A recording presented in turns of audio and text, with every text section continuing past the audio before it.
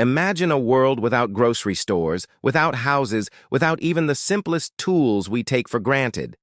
A world where every sunrise marks the beginning of a desperate struggle for survival. This wasn't a movie set. This was daily life for our ancestors millions of years ago. Join me as we journey back in time to an era of giants and hardship, to understand the incredible story of how we, as a species, clawed our way from the brink of extinction. This is the story of the prehistoric struggle for survival. Subscribe for more content. Let's turn the clock back, way back, to the Pliocene and Pleistocene epochs. Our early ancestors, like Australopithecus, were not the mighty hunters we often picture. They were small, vulnerable, and often the hunted, not the hunters. Picture a vast, unforgiving landscape. The air is thick with the sounds of unfamiliar creatures, and danger lurks behind every rock and in every shadow. Survival wasn't about ambition, it was about making it to the next day. Their first and most constant challenge was finding food. Forget 3 square meals a day, securing a single calorie was a monumental effort. Early hominins were primarily foragers, spending their days searching for edible plants, roots, insects, and fruits. But this wasn't a peaceful stroll through a garden. They had to know which plants were nutritious and which were deadly poison.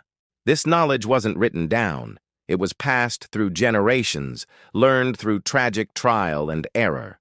A single mistake could be your last. Scavenging was another crucial strategy. When a massive predator like a saber-toothed cat made a kill, our ancestors would wait patiently, hiding in the distance. Once the giant cat had its fill and moved on, they would rush in, braving other scavengers like hyenas, to hack off any remaining scraps of meat, and most importantly, to smash open the bones with rocks to get at the rich, life-sustaining marrow inside. It was a high-risk, high-reward game that provided essential fats and proteins. The invention of the first tools, the Oldowan choppers, was a revolutionary leap. These were not finely crafted spearheads, but simple, crudely sharpened stones. Yet they were game changers. For the first time, our ancestors could butcher carcasses more efficiently, dig for tough roots, and defend themselves with more than just their bare hands. Holding one of these simple stones, you're holding the key to our entire technological future. It was the first step on a ladder that would eventually lead to smartphones and spaceships. The world they inhabited was a realm of giants. Woolly mammoths, with their colossal tusks, roamed the grasslands. Giant ground sloths, bigger than modern bears, foraged in the forests. And then there were the predators, the saber-toothed cats, with their terrifyingly long canines, were apex predators capable of taking down the largest prey. Dire wolves, larger and more powerful than modern wolves, hunted in formidable packs. And giant short-faced bears, standing over 12 feet tall on their hind legs, were a terrifying presence on the landscape. For our small bipedal ancestors, every venture out of a safe place was a gamble against these formidable beasts. They had to be constantly vigilant, their senses honed to detect the slightest sign of danger. A snapped twig, a distant roar, the flight of birds. These were all signals that could mean the difference between life and death. Shelter was another constant concern. Without permanent homes, our ancestors sought refuge wherever they could find it, in caves, under rock overhangs, or in dense thickets of trees. These were not cozy dwellings. They were damp, dark, and often shared with other creatures like bats or bears that had to be driven out. A good shelter offered protection from the elements, the scorching sun, freezing nights, and torrential rains, and crucially from predators that prowled in the darkness. Finding and defending a safe place to rest was a daily battle in itself. The mastery of fire was perhaps the single most important breakthrough in human history. We don't know exactly when or how it happened, but once our ancestors learned to control fire, their world changed forever. Fire provided warmth, allowing them to survive in colder climates and expand into new territories. It provided light, extending the day and keeping nocturnal predators at bay. The flickering circle of a campfire became the first true home, a center for social life. Fire also revolutionized their diet. Cooking meat and plants not only killed harmful bacteria and parasites, but also made them easier to digest, unlocking more nutrients and calories. This dietary improvement had a profound impact on our evolution. The extra energy fueled the growth of our most valuable organ, the brain.